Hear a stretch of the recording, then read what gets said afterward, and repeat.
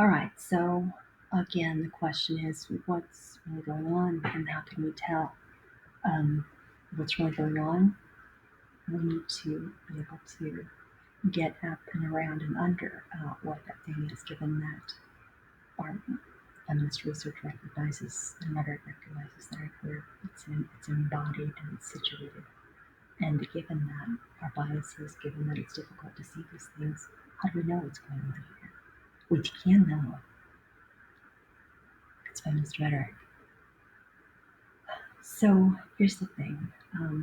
Wicked problems are problems without solutions. It was recent Harvard Business Review. They really use wicked problems gets taken up in a lot of places. In business is one of them. Teaching is another.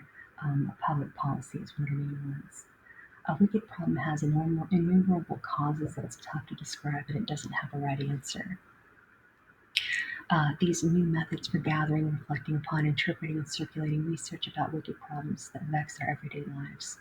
Again, feminist rhetoric give us tools for inquiry necessary to understand not only what's going on, that is so entrenched within the culture imaginary that most people don't even realize it's there. And this is our only way, so we don't know. We don't know what caused it.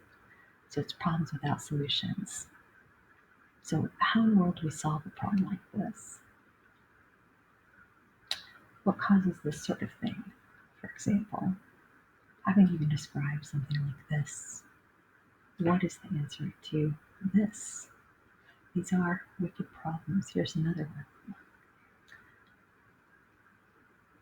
As Brown and the others explain in that Tackling Wicked Problems book, since wicked problems are part of society that generates them, any resolution brings with it a call for changes in that society. For such problems, any solution, after being implemented, will generate waves of consequences over an extended, virtually an unbounded period of time.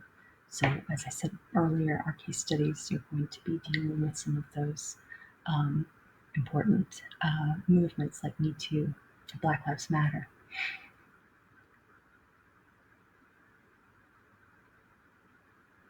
So here we go with some more of the problems. These waves. This first wave feminism is the right to vote. The second wave feminism is equal pay and respect. I seem to be okay with that. Third wave feminism, I've got some weird ideas about what third wave feminism is. Kill all men for being men. I think that goes back to the story that I said about Susan.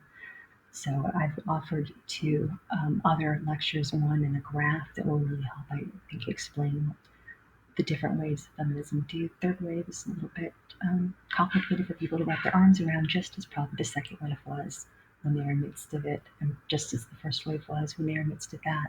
See, the thing is, wicked problems can't get solved, but they can get unmoored so that the problems and problems that are all connected are still there, but they're there in different ways and different degrees, and that couldn't have been would remain entrenched in the same ways had we not pushed back. So we can't fix them, but they're not